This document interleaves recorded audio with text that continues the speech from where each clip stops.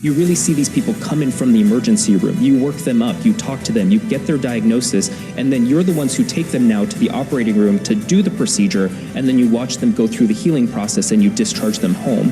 And so for me, seeing that entire continuum of patient care from very beginning when they walk into the hospital to watching them walk out of the hospital doors has been very, very rewarding. And I think it's those moments that make me remember why I wanted to do surgery in the first place.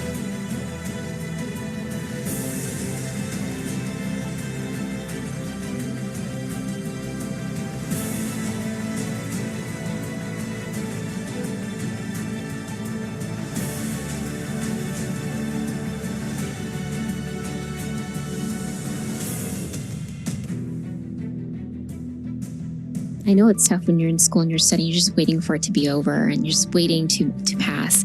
Trust me, though, working, you're going to be working the rest of your life. I would actually see things from a different lens. I would say, see things in a way where you actually enjoy the moment that you're in and let that absorb, let all that sink in. Like, when are you ever going to be in optometry school or medical school? I think I would really just enjoy the process because it's all about the journey of getting there. It makes you who you are today. And if you just got your degree the first day you went to school and you finished in one day, there is no history to that. There is no experience. There is no education. I would just enjoy the journey.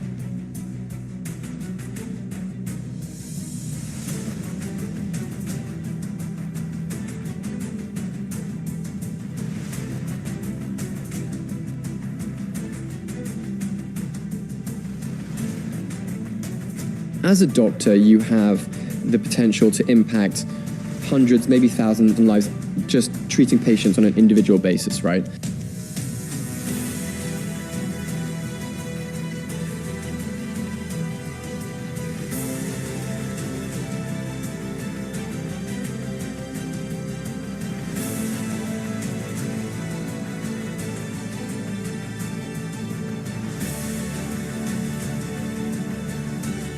I can't think of any other job where I meet somebody and in 15 to 20 minutes, I'm asking them the most personal questions that I could ever ask, often questions that their spouses don't even know.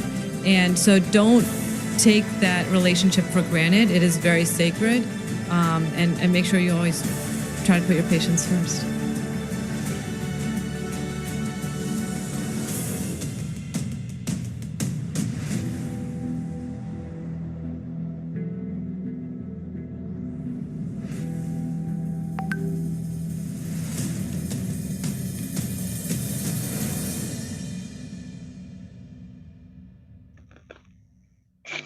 Hi guys, a very good morning for everyone. Can all of you guys hear my voice? Am I audible?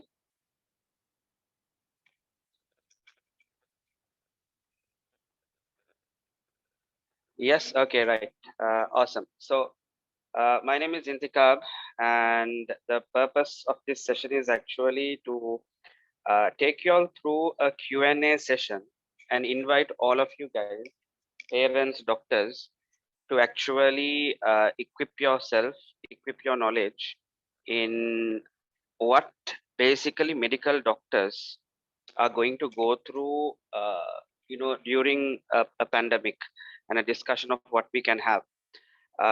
So before we start off, I think a couple of videos which I showed you would have entitled to see that, how motivated should doctors be in a tough time like this. To start this, I'm going to show you a quick presentation, and let's go through the Q&As later after this is done, where I'm going to show you some of our students who have actually created an awesome story in the university, right? So we have three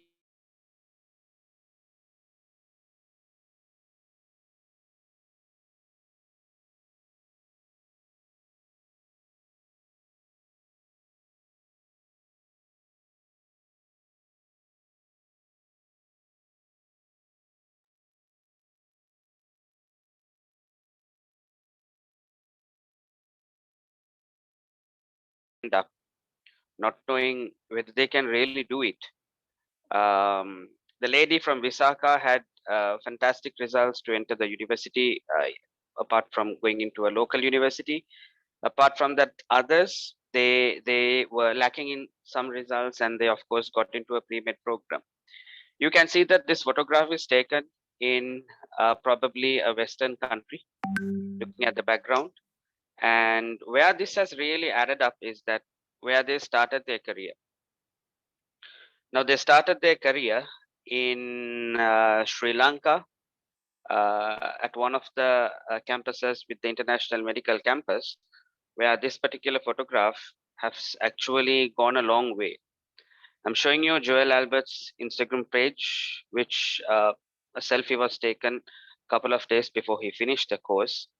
And this quite dull, misty, old looking photograph is now transferred to something like this. Now, today's topic is going to be something totally different, totally opposite to what we are basically going through in the crisis of today's time. And I need people from the industry to actually speak up on this. So we will be going through on who is going to come on board, and I'll just introduce them. We'll go through a fairly 1 to 2 or 3 round of discussions, and afterwards I want you guys, the audience, to actually get into asking some questions from them as well. So this is Joel Albert today in the 5th year, doing what he likes in the university. So he's created a knack for surgery and many other things. And these are some of the photograph of what our students have been sharing. This is Tikshana from Bishop's College. This is again on the basic aspect where they started their career in Sri Lanka. From Sri Lanka, this is where we want people to transfer.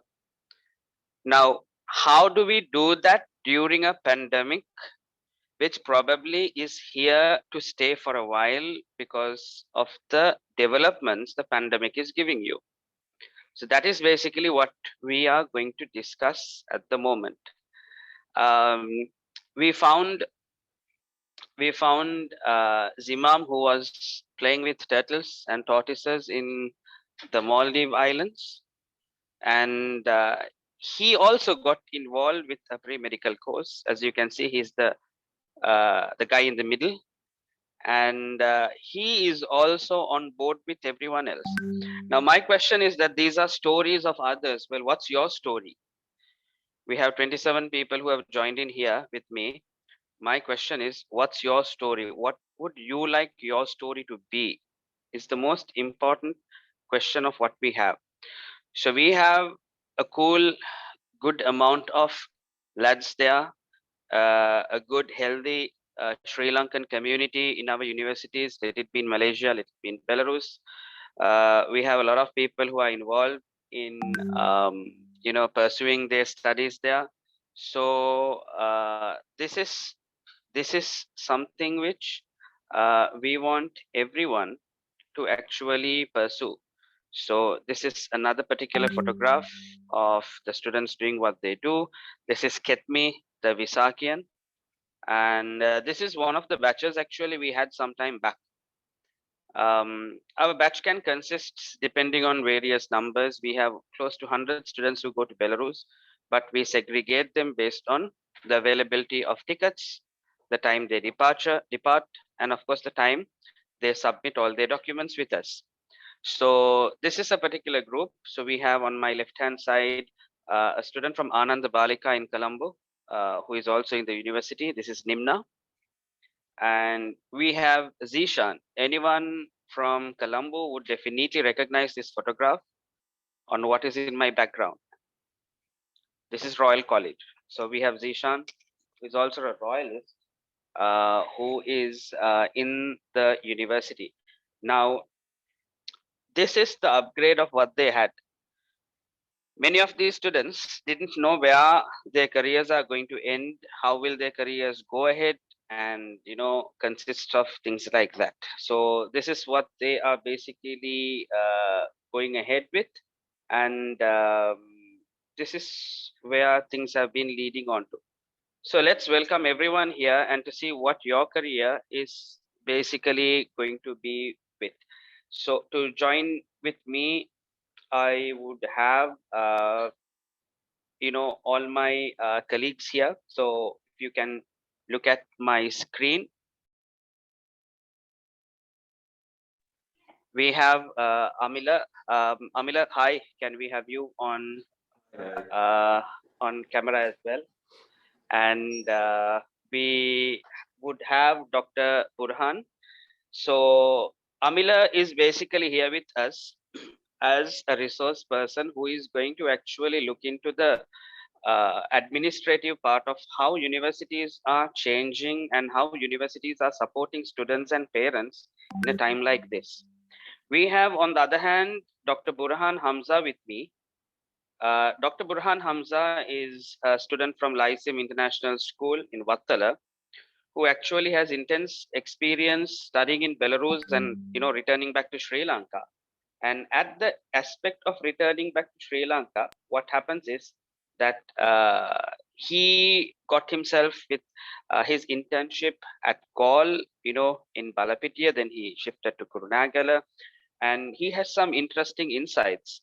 He's done a lot of workshops with regarding to the coronavirus and what things are changing in the coronavirus and things like that. So I would be having him with me in discussing some of the most important insights with regarding to studying medicine and becoming a doctor, but in the aspect of what does this coronavirus do to medical professionals.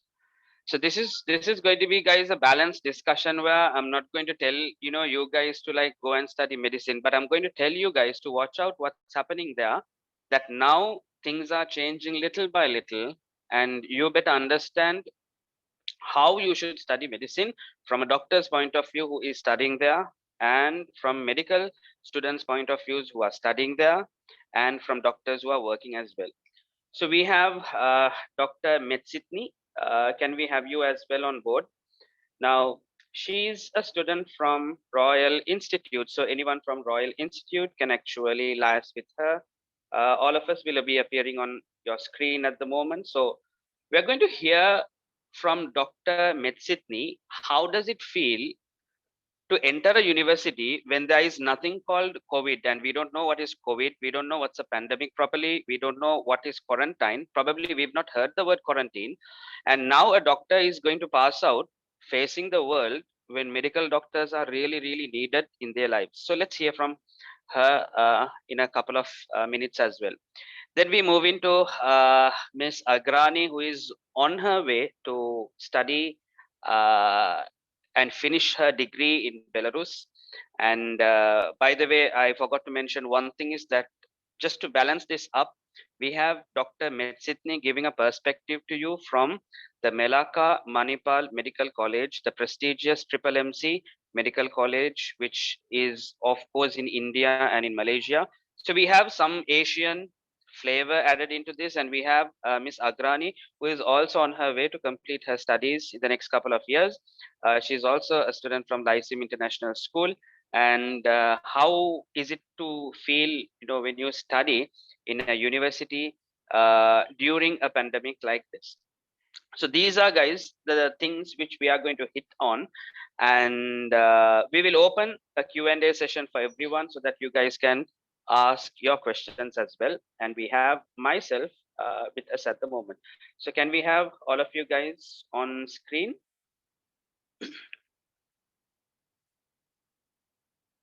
Okay, so we have Amila, we have Agrani, we have Dr. Metsitni. We'll get Dr. Burhan on board as well. So Amila, you've been in the medical industry for close to 8, 9, 10 years, and also with the other extensive experience you have had in the healthcare industry.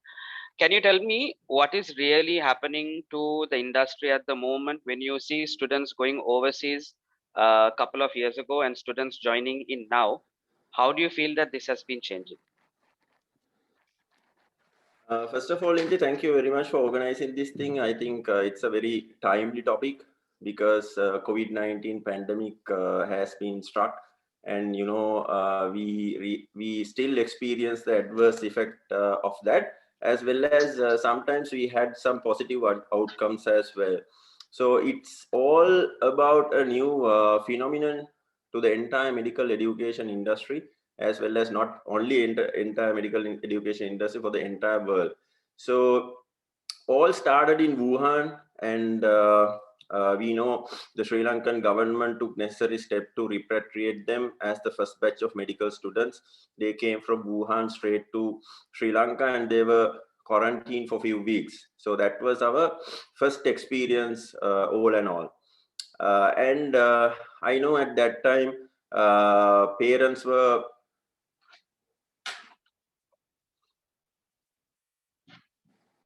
Inti, can you hear me properly now? Can hear, right? Right. Okay. So at that time, our parents got really panicked. And I think, Intikab, you can remember we were in Belarus, right? In Belarus, when they first detected the COVID-19 patient in Minsk, both of were in Belarus. And we also got panicked, but Intikab was really like it because the country is amazing. We all like to be in Belarus always. So he told me, hey, now there's a new thing called COVID-19, and probably we might have to be quarantined in Belarus for about 2 months. So he was quite happy. I mean, despite of the adverse effect in the COVID-19 era. And so the reason is like we understood that if airports get closed, we will have to stay in this country. And I was more happy to stay in Belarus because it was a cold climate at that time. And also, Agrani, something funny is that there was a misconception which we had in March 2020 saying that the coronavirus will not go to countries which are very hot, so it won't reach the Middle East. And suddenly we saw Middle East, Saudi and all was getting worse.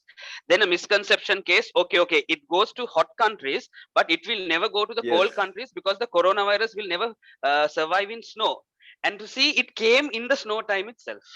That's correct. What happened. Actually, we were having a discussion with one of the leading lecturer at Vitebsk State Medical University, Professor Generalov, and he also told us this new thing. So still it's being researched, and they can't exactly say tell us the nature of the virus. So then we came to Sri Lanka. And when we were coming to Sri Lanka, I think the first patient was there in Sri Lanka too. So we have to line up, and the temperature was checked. And that was our first experience regarding COVID-19. Then we came to Sri Lanka, and the police asked us to be at home for 2 weeks. And we were asked to report ourselves as the people who came from abroad, and we didn't have anything, luckily. And then actually little by little the amount of patients in foreign countries were getting increased. So the parents actually got panic. And but different countries took it in different ways when it comes to medical universities.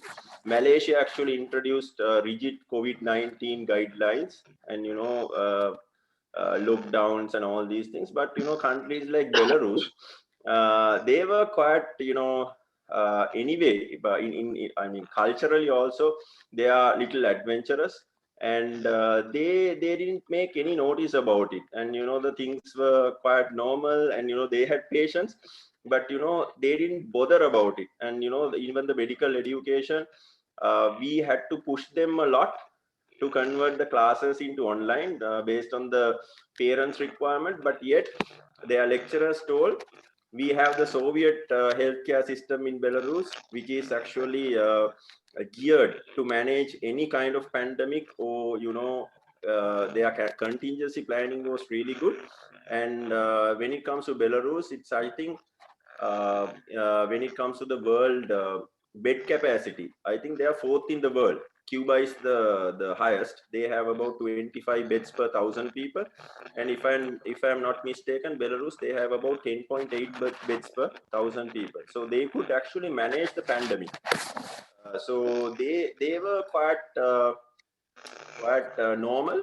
and the classes were happening normally. But but parents wanted their kids to come back to Sri Lanka. So with the government of Sri Lanka, with the support of the government of Sri Lanka, and as a responsible agent, IMC do have foreign officers in Belarus. So with the help of them, we managed to repatriate about 638 students during the pandemic to Sri Lanka. And then there are, I mean, earlier the traditional format of the medical education was like, they had couple of years or 3 years preclinicals, that means the theoretical studies, and then the final 3 years is practical learning. The huge challenge was how to do the practical training online. I mean, some of the universities, the students were in 4th year, 5th year, and they were in their respective clinical programs, and they immediately got the student back to the university's hostels, and they were discussing about how the students can perform these clinical training with some sort of safety. So they introduced PPE kits and all these things, and it was like, all in all, it's a new phenomena for all the students. And so I would say, I mean, we have handled loads of students, medical students, during that time period. Students who got the COVID-19 virus was less than 0.1%. So absolutely. So with that statistic, we can actually tell how well the universities manage the situation, and they manage the situation really well.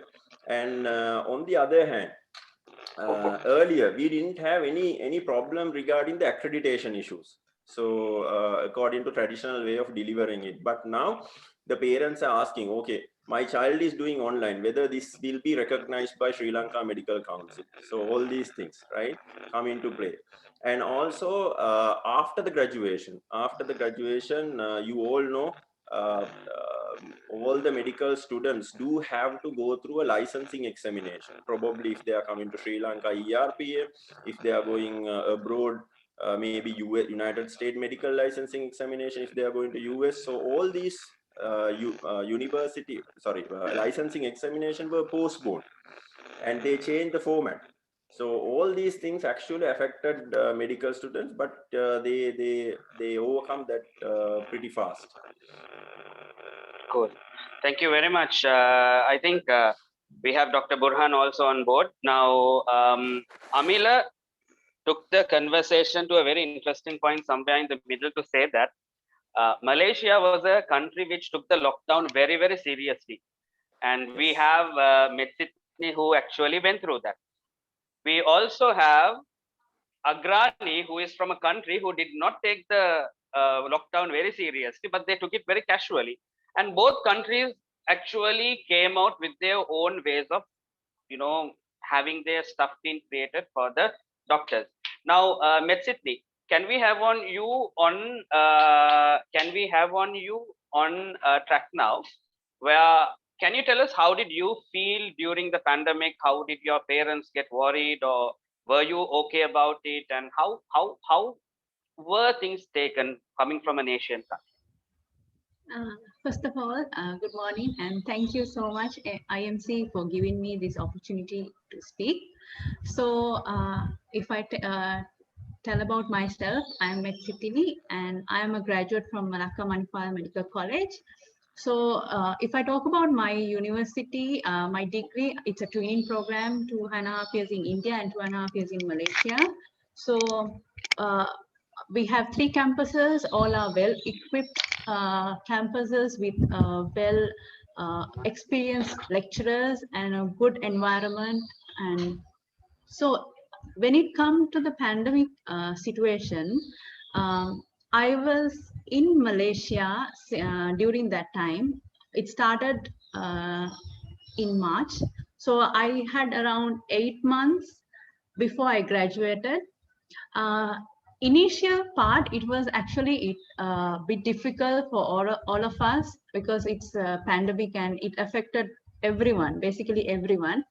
So during we had a lockdown, and we had to convert our classrooms to online platforms where we had education through Zoom and MS Teams. It was hard, but with time we actually managed. Parents were scared back here, yes, and they initially wanted us all to come back, but what our university always encouraged us was like to stay back and finish the course and go. So we all stayed, and we left in October only. So it was a risk, but during the pandemic, all the classes we did online, but uh, like every time the cases decrease, they made sure that we go to hospital and do our clinical, because at the end of the day, for our degree to be valid, we have to cover all the quotas of all the clinical hours. So first, all the months that we did online, we had to do the clinical posting at the end. We had to do classes from Monday to Saturday and cover all the clinical hours. And what's unique about my batch was we managed to complete the degree in 5 years. Like we didn't extend our stay.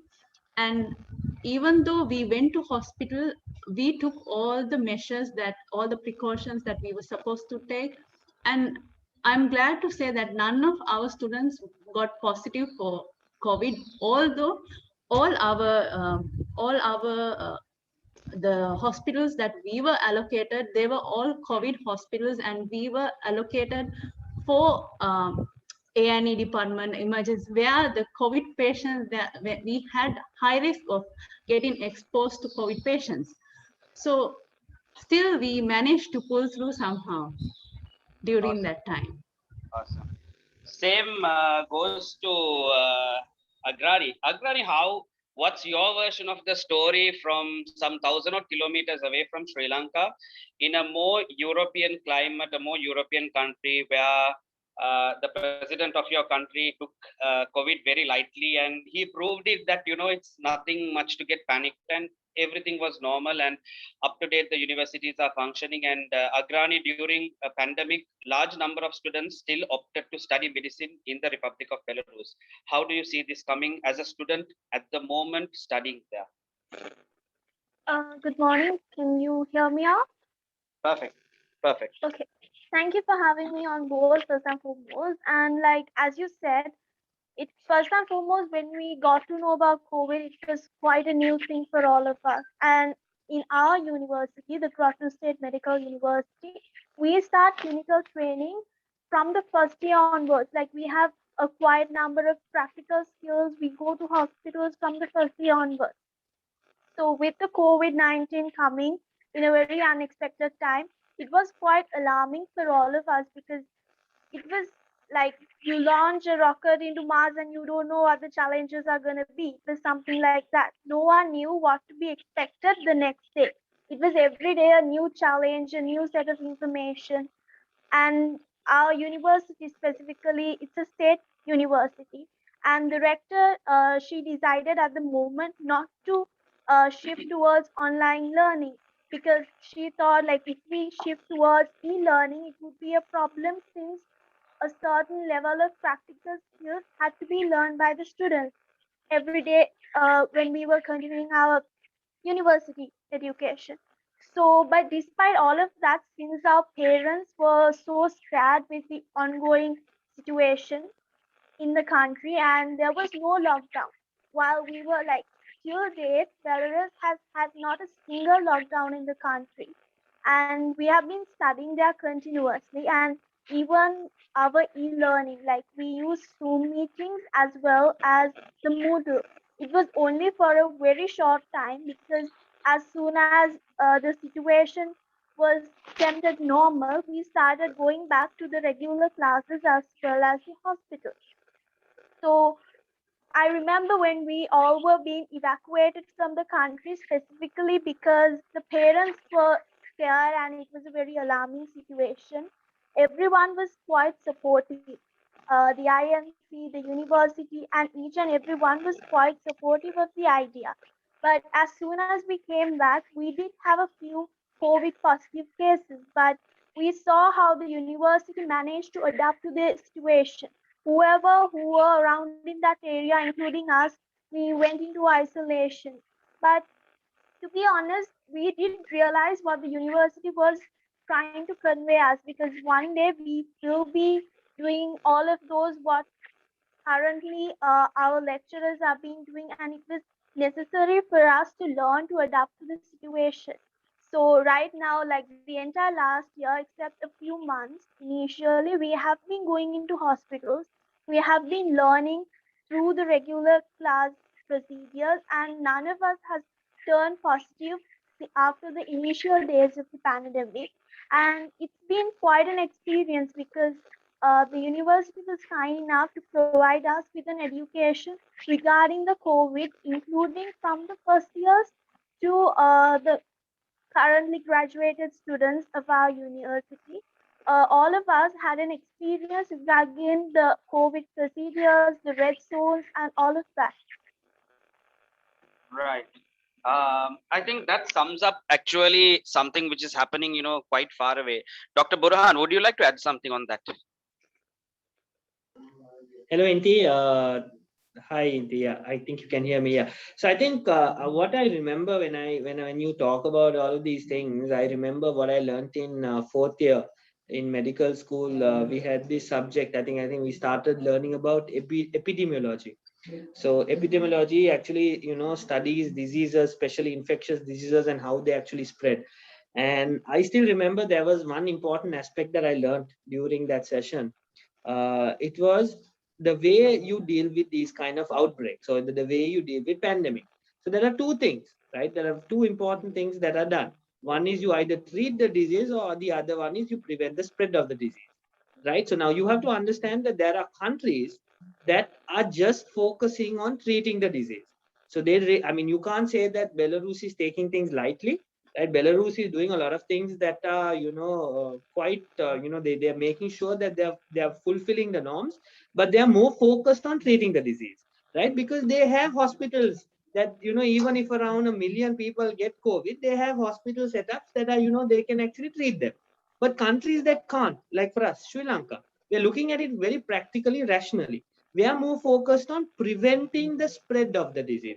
This is exactly what I think, if you remember a year back, I was actually focusing on flattening the curve, because we were reducing the number of cases, and slowly increasing the chance that we could not go into a situation where we would need more patients, where we would need more beds in our ICU.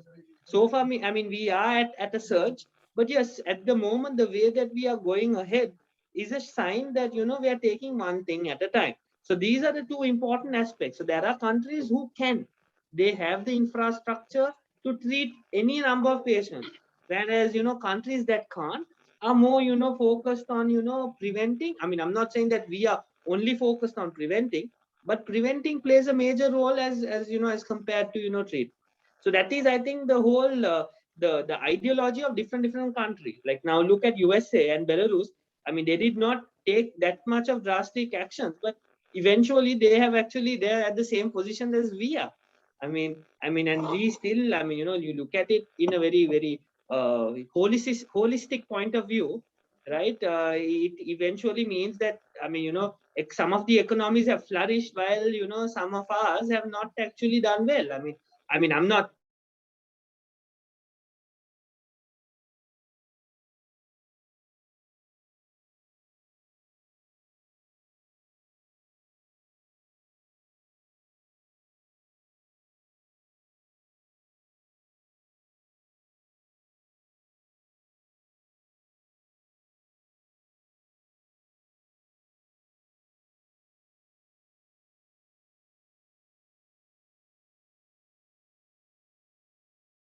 and for those who are only relying on a day-to-day wage, so that's very important, and that's something that we need to focus on as medical officers. In the future, we need to focus on these kind of things. So I think with Dr. Burhan's message, the take-home message for all of us is that the purpose of studying medicine sometime back has changed.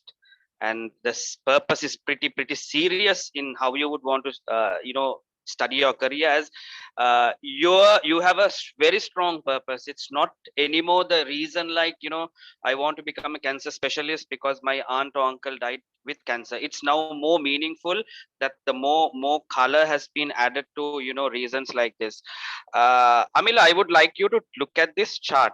This is a chart which was actually used by people from KPMG, lecturers from various industries, which Amila, they used to tell what are the industries which have been falling apart. So you know that tourism and anything relating to tourism doesn't work. Of course, aviation, and Amila, in the field of entrepreneurship, we have a rebranded version of the Chaiwala system of Pakistan, which has come to Sri Lanka, called Chaiwala Colombo. And you know that the entrepreneur behind that is a pilot. So the pilot is actually given up his job in order for the next 2 to 3 years to go with things like this. Now, while there are other industries which are questions, Amila, the one of the most lucrative industry which you can see here is medical services or medical suppliers. Pharmacies doing very comfortable. Studying medicine is good. Hospitals are actually getting very potential changes. Amila, being someone an expert in this industry, how would you see people sorting for courses? I would like to add, Amila, I had a student called Sarah Mohideen who went for Vitebsk in Belarus, and her sister was planning to become a pilot or to do aeronautical engineering. And just after 8 months, she changed her mind and she joined the sister the next year. And she's now in the medical university in Vitebsk. So people who actually had engineering plans have changed into medicine. How do you see this coming about in this pandemic? Because the pandemic is going to be there for next couple of years.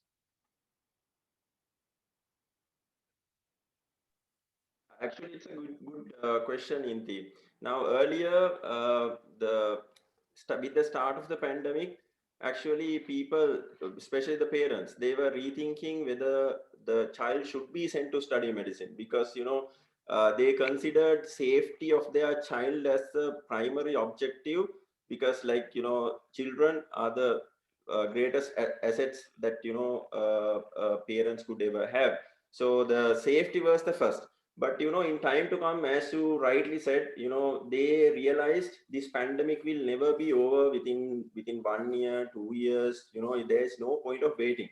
And also there's a dearth for doctors all around the world. We know, healthcare professionals are working, they are sweat out and extended hours. We know how Dr. Burhan was busy at that moment. Not only Dr. Burhan, all the doctors in Sri Lanka too. And we know in UK also there are a lot of opportunities came even for interns. Now we know securing internship in United Kingdom was really a tough call for IMGs, international medical graduates. But in this time, they loosened up all the barriers, and they invited even for the students to come and get the relevant internships done in UK. So that because of the demand they have, so in order to handle the patient influx, they need a lot of doctors, not only doctors, like maybe nurses, and the entire healthcare professional are in demand at the moment. And we know even not during the pandemic area, we had an economic recession where we lost a lot of jobs of people, and people were really down of losing the jobs and all. And the healthcare professional, none of them actually lost their jobs. So it's always has been in top prioritized profession all around the world. I don't think that the demand will never go down. Cool. Agrani, tell me, you are studying in a country which actually has permanent officers to take care of students. So Grodno has a dedicated office of Sri Lankan people who are looking after the Sri Lankan students. There are other dedicated officers in Vitebsk as well as in Minsk. Now during a pandemic, how does this office be very helpful and be very purpose driven during a situation like this?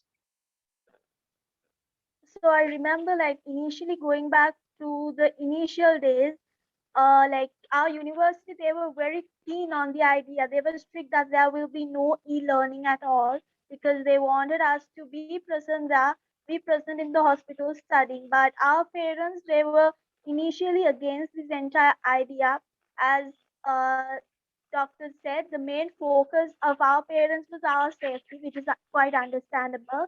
But our lecturers, they wanted to ensure they provide us with the best way to be taught, and they assumed and they wanted it to be for us to be present over there. So at this point, the entire conversations, I remember the IMC office in Grodno, they consist of two individuals, Dr. Slava and Ms. Marina. They went to the university, they spoke with the rector, conducted discussions, and came up with the most possible and the most trustworthy solutions towards the parents as well as the students. And specifically, after we were given the permission for e-learning and we were under isolation, then the entire evacuation, that was the next step which was needed by the parents. They wanted all of us to come back to our own country for our safety. So at that point, coming back to a country after studying in a foreign country, there is a certain set of procedures which has to be followed. Like specifically, if you're living in a hostel, you need clearance from hostels, and it's not just one hostel. Our university, it has 4 hostels embedded in its system. So like you need to get clearance out of all of those 4 hostels. You need to get your exit visas ready and your re-entry visas ready, then the PCR examinations and everything of them. And at that point, we were having our final examinations of the semester at that point. These 2 individuals, to be honest, they managed to do everything. Even for, except for our PCR examination, we did not need to step out of our hostels or our apartments for any other single documentation. They took each and every document from us and made sure they did the needed for all of us, which was actually, to be honest, quite easy and comfortable. And we, to this date, even if we are sick, even if we've had any other problem, complications, or even now, like when we are planning to go back to Sri Lanka in another 1 month, they are over there making sure that the environment is comfortable for us to come back in. And to be honest, you can call them maybe in the midnight, 1 a.m. in the morning. They are the most pleasant people you can talk to, and they are very helpful. So it's actually, they have been able to build an environment which is quite like our home, a second home. Correct. Well said. Well done. Met Sydney, it's pretty different there, and you like finished your stuff and come here. There is, let's say, someone from RI asking you, okay, I like to go and study medicine here now. How would you motivate them? But there might be fear by some parents. Is this like really safe to go and study there? And there might be so many doubts going around these parents. How would you like advise them? What would you actually tell them when going ahead in their career? So when it comes to COVID, it's like we should be prepared to any situation like this, and this should not be a barrier for us to excel in what we want to do. So when it comes to MMC, like our dean, throughout the COVID period, they always came to our campus and checked on us.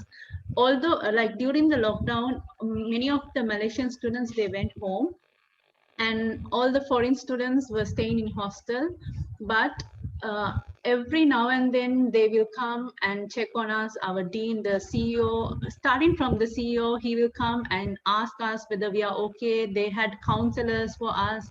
Then we were allowed to stay in the campus. The sports complex was there, but whenever they announced like the lockdown, we cannot use. But other than that, we were allowed to use that. And they made sure that the food and like all the things that our daily need, we have a canteen and a small shop where we can buy our daily needs. And What I would say about MMC is we have a very good education there, and they made sure that our practical we do properly.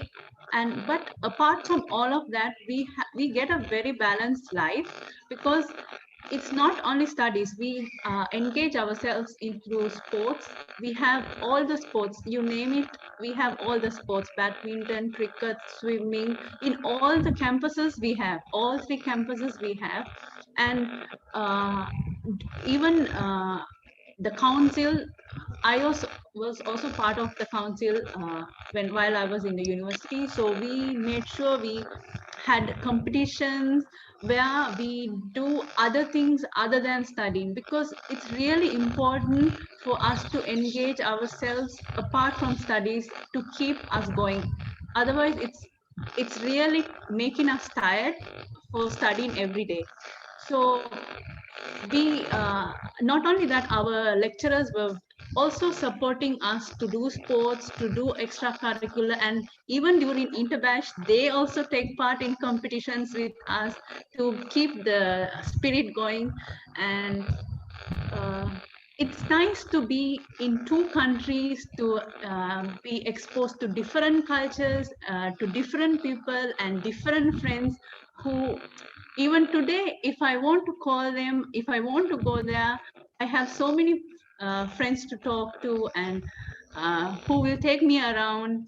And I think MMC actually made me a better person, apart from making me a doctor, because before I went to university, I couldn't even make an order via a call. So I didn't have that much of confidence. But today I am able to talk to, like give a speech or anything like that, because every classroom we are taught to do presentations, to speak in front of batches, so that we gain our confidence. And apart from all the knowledge that they give, because our lectures are quite experienced and they are very nice. And during this COVID time, I should mention our dental faculty. They were always around. Like, even though it was just us and the Indian lecturers who also couldn't go back to India, they were there. Like, if we didn't have food, they would cook for us. So they were there for us. So I think it was a great experience. And even though it was a hard time, I really enjoyed that COVID period in Malacca. I think this is going to be a very unforgettable experience where many students have never ever had in their life, to be really studying it during a pandemic. Like, if you look at the pandemic which was there, a century ago, people actually value it, and saying that, we went through a learning on this.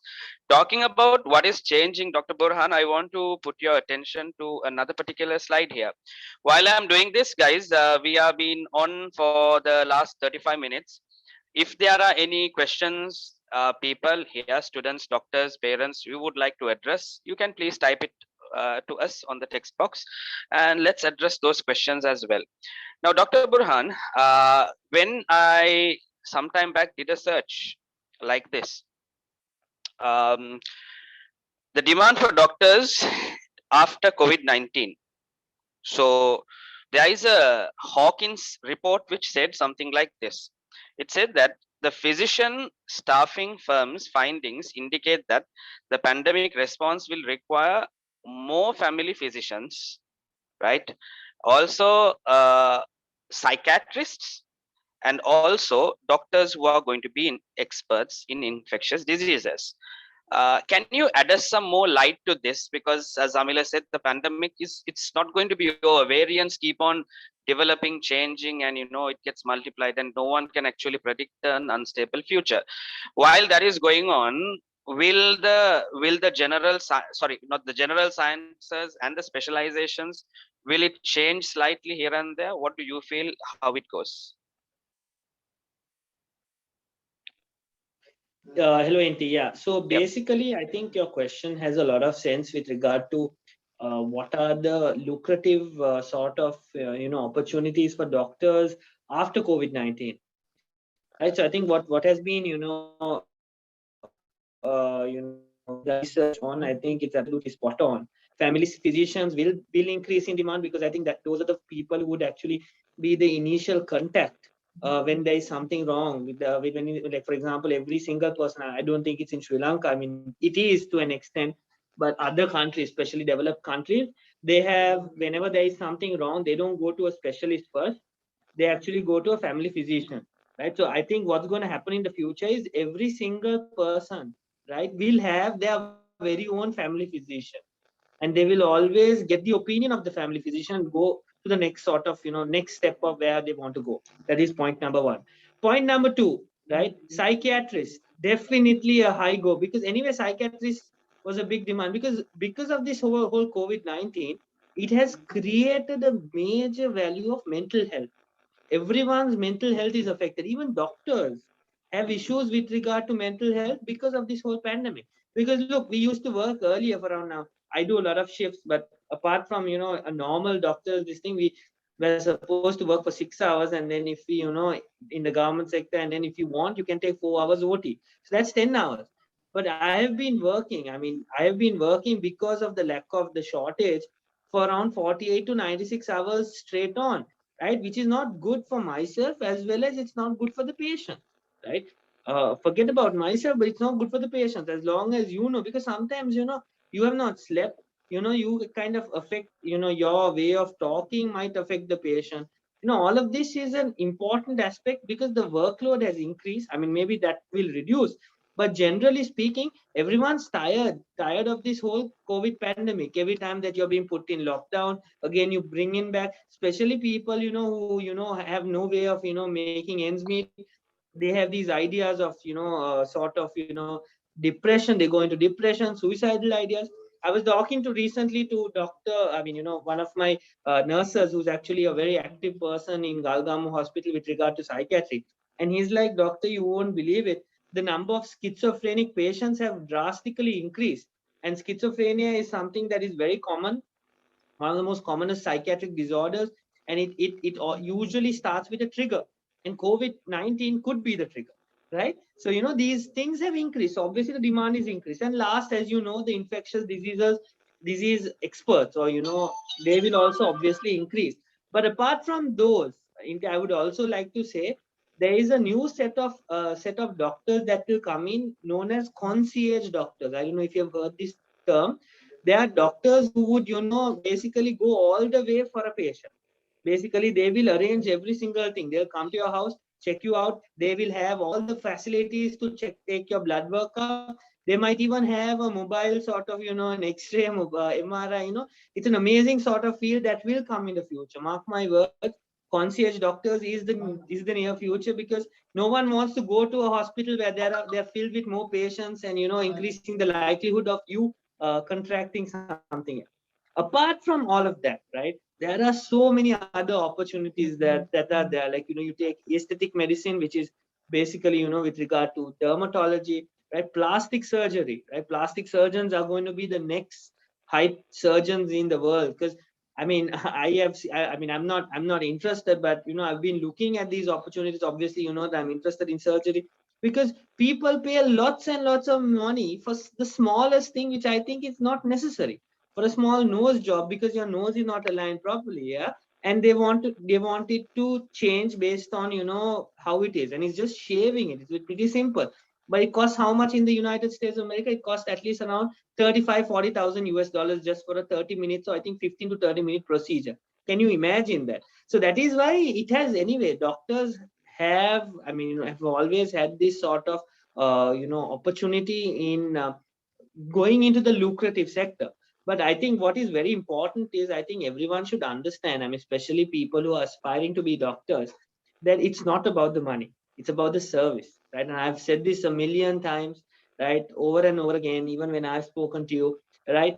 For me, no amount of money can buy that happiness that I get when I treat my patients. That's my end goal, right? And I'll tell you this with examples, especially when I was in Balapitiya, when patients couldn't even afford to buy medicines for themselves, right? They would come to our hospital, we would treat them, they would get discharged, they would return back, right, with butt parcels, as a gratitude of, what type of caring we actually showed. And that kind of appreciation, that kind of satisfaction, I don't think anything can, live up to that, right? That's why I keep saying that you might have all the problems in the world. I might have all the personal problems in the world.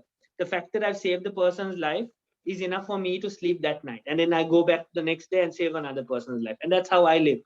Right. And I think Sure. that's something that, for me is what life is all about. It's not only about just making money and, enjoying. It's always about the inner peace, the inner happiness. And that is something that I get to do by being a doctor. True. I know your passion too much actually, because while you're saying that you like to get into surgery, I still have in my vehicle the suturing knots which you had actually done on my gear while I was on a phone call and driving or doing something. You were doing it on my gear, and it's all around that, still. And India, I would like to add one more thing for the demand aspect. Actually, in time to come, the world will need more public health doctors, because the world has realized how important is the public health system in their respective countries. Luckily, actually, with the influence of the British people and all, Sri Lanka itself, we are having a very good public health system. That's why, even we are not a very developed country, but we have managed to, with the support of our excellent doctors and the public health system, we managed to pull it through. And we know, like, lot of countries like India, it's a huge country. So access to medical services, even access to a testing center is not there. So I think there's a huge demand in time to come for the public health officers, public health sector as well. And like you rightly said, along with Dr. Burhan, I know some of the leading medical schools where they have few faculties, and they have used the professors in the psychology department to talk to the medical students to increase their motivational level, because like they were kind of isolated and the social aspect was not there, and they were doing classes online. So in order to survive, or in order to deliver the best during the COVID-19 pandemic, it was actually a teamwork inside the universities. Cool. Thank you very much for building on that. Agrani, while all this is going on, let's say, you might come across students who are really afraid to study medicine during a tough time like this. My basic takeoff, which I tell them, is that your mental health should be really strong. Your mental health should be really stable and strong if you would like to actually study medicine during a tough time. Now, you get some students who are actually looking forward for, pursuing their career. What advice would you tell them, either to see your strengths and study, or probably maybe medicine is not your side to do? So probably you should not do medicine then. Well, how would you handle something like this, Agran? I think it's mainly based on your passion, because like whatever job or whatever sector you want to work, it depends on the passion and how much you want to be in that, like your ultimate outcome, what you want to do from it, like for any of us, because tough times are quite tough no matter what industry or what sector you're studying in, but it depends on how much you want it to be a part of your life. You want it, either you can choose it to be your entire life, or you can just think, okay, it's not my subject, this is not working out for me. For us, I guess, especially for me, I realized how much I wanted to be in this field was when the pandemic hit all of us, because till then it was like you can like choose whatever passion you want or whatever you can do. But when this pandemic hit, it made me realize why I choose this subject over any other subjects which I wanted, because it was what I was interested in doing, it was what I wanted to do every day. Because today we are still studying, basically all of us, my friends and all, but 10 years down the lane, you have to be able to wake up with the same passion you have right now, want to do that in your life, because 10 years down the lane, if you realize this is not my passion, this is not I want to do, it's kind of a waste of your entire time, what you have spent. So you have to be like pretty focused on what you want and why you want to do it, I believe. Like for us, I remember when we were having initial classes at IMC, we saw how passionate Dr. Burhan was. He used to tell us stories, what used to happen in the days, and to be honest, even like when we are back in the uni, we still used to talk of his stories, like what he used to come back from the hospital and tell us, and all of these things led to igniting the passion. And of course, like all of us, when we come out of the university, we have to be sure this is what we want to do for the rest of our life. Cool. Agrani, one more thing I would like to add, I would like you to add there is the matter on vaccines.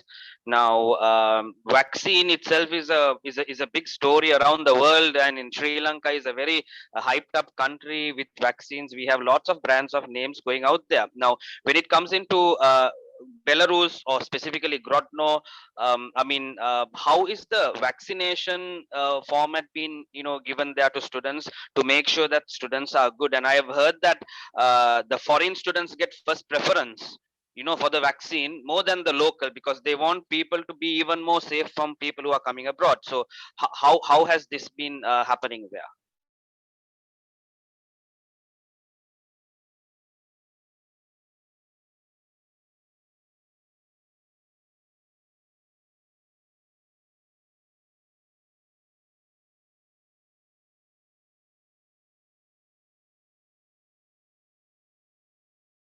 Stuff out, and the preference wise, we the main point of vaccinating the foreign students beforehand and prior was that most of us, we were flying back home, and when we come back home over here, the university, they themselves wanted to make sure to minimize the amount of days we will be under isolation over here.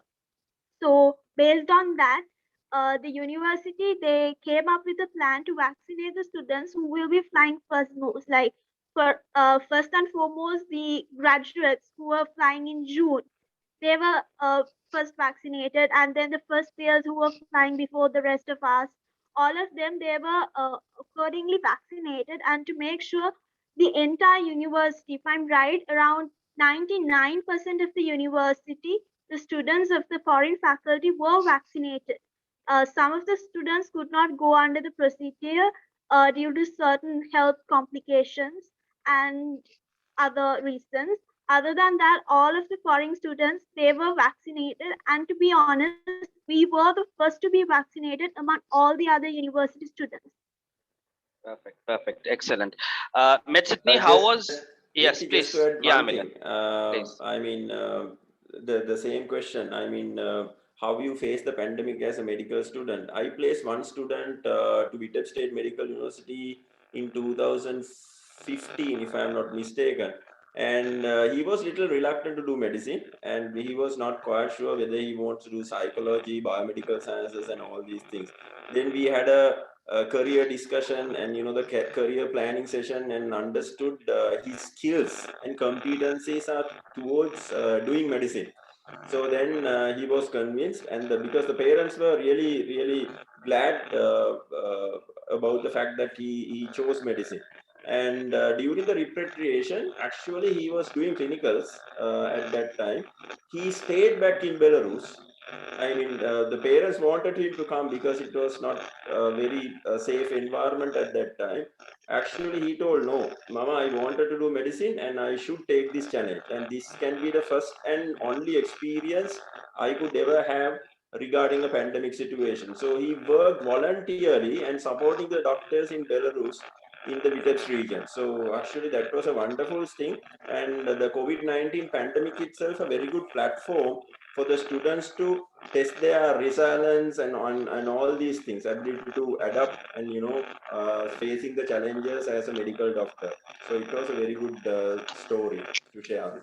Thank you. That's an excellent example where studying during a pandemic becomes really important. Is that it's like you're a ship which is made, and you shouldn't just stay in a place where the ship is not in the sea, but you should go through a storm to check how strong is this ship being made. So that was an excellent point. Metsitni, tell us from Malaysia, how was this being done? The vaccines. Did you all wear masks? Did you all use sanitizers? How was all this actually being used?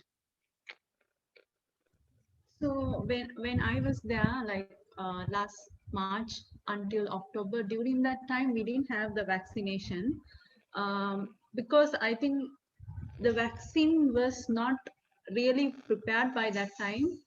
However, when we went to hospitals, every visit, whenever we went, we had to follow the hospital protocols.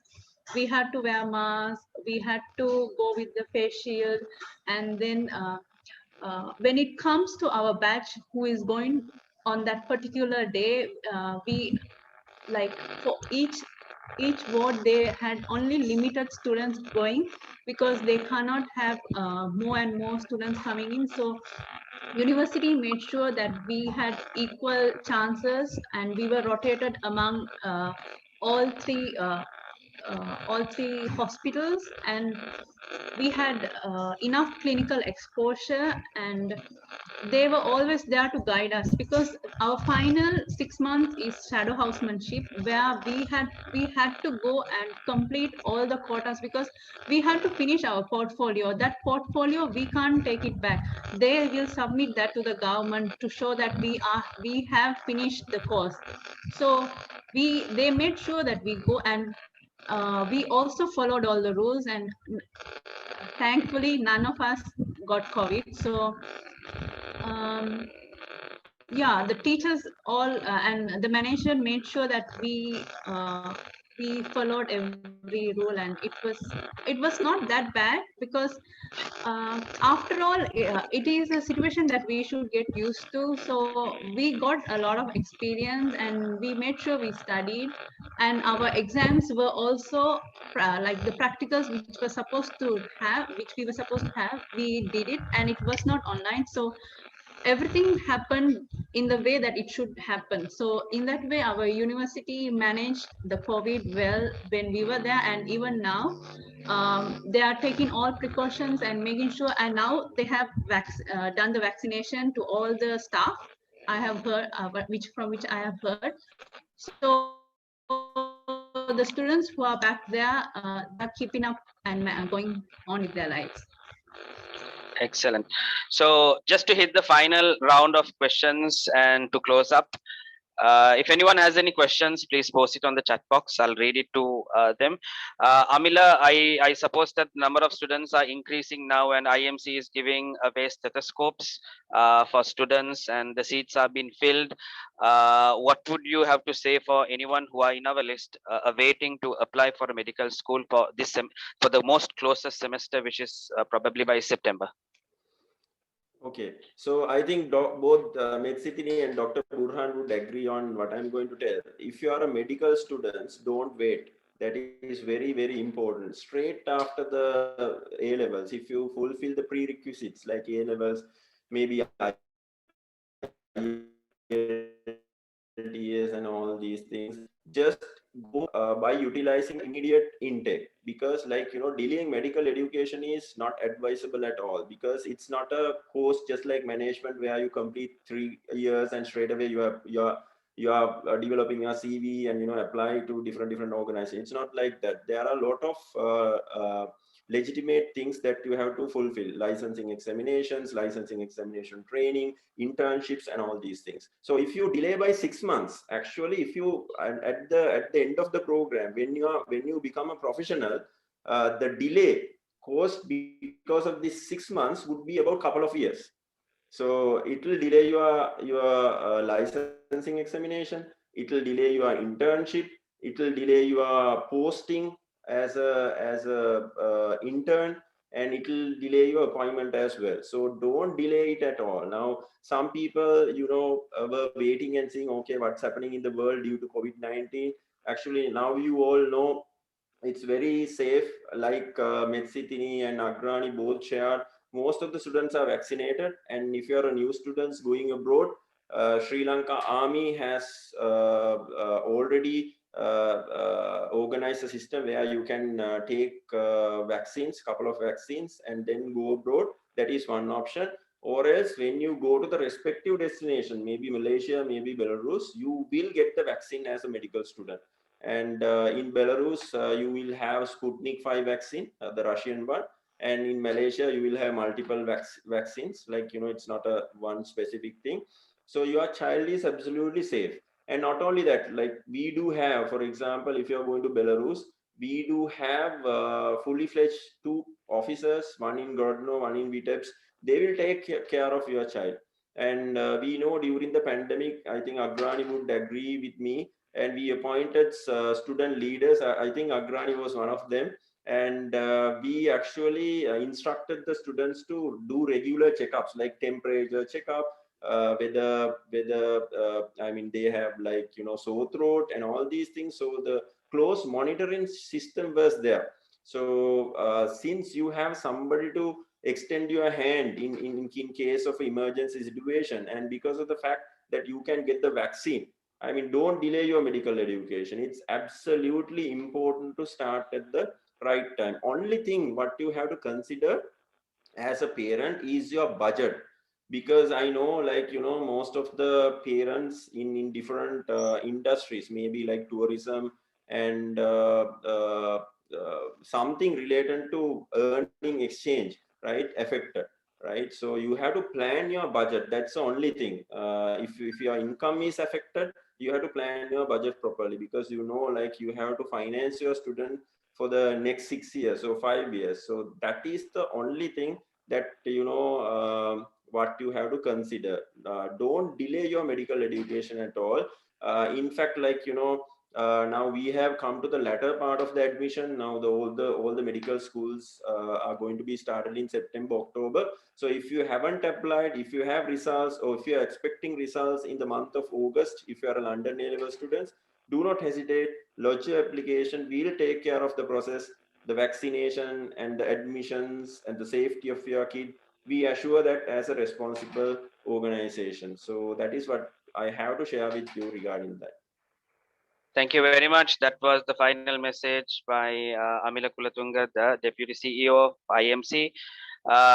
Since there are no more questions, guys, and it's 1 hour of having all of these lovely people online, thank you very much. Agrani is in Sri Lanka for her holidays, and she would be heading to Belarus. So if anyone is looking forward to look into, studying in Belarus, you could probably get hold of her. Also, we have someone who is going to experience the medical fraternity in Sri Lanka.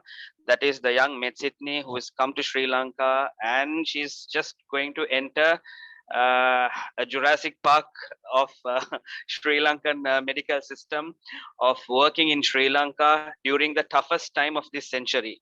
So it's said that an epidemic comes once in 100 years, and you are in that 100-year lot which you are going to be here. I thank you very much for joining with us. Agrani, thank you very much for joining with us.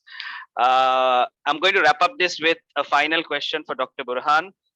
I'm just connecting. This is the final question, guys, for the day, and we will be closing off from this. Medsitni was talking about the extracurricular activities in Manipal. And we know, Medsitni, that you guys have a fantastic running track. I don't know, that's kind of a large, that's probably larger than the entire Maldives. It's like so big, right? So Medsitni won several tennis, right? Badminton titles. Now that's really amazing to see the sportsmanship of a doctor coming. And I'm really happy to see that, people are trying various things. Now, in trying various things, Dr. Burhan, I'm aware little about you that while you're doing all this, while you're topping the batch, while you're one of the most brilliant students from Lyceum, while you're one of the best students who've completed Act 16, you are fantastically, undoubtedly an amazing cricketer as well in all departments. There is no doubt. But then again, I saw you having an award, winning the basketball championship at Vitebsk as well. And I know there would be many other things you would be doing in balancing your sports. My question politely is like, how the hell do you do all this? how do you balance all this in its extreme to be going into the best in all sorts of it?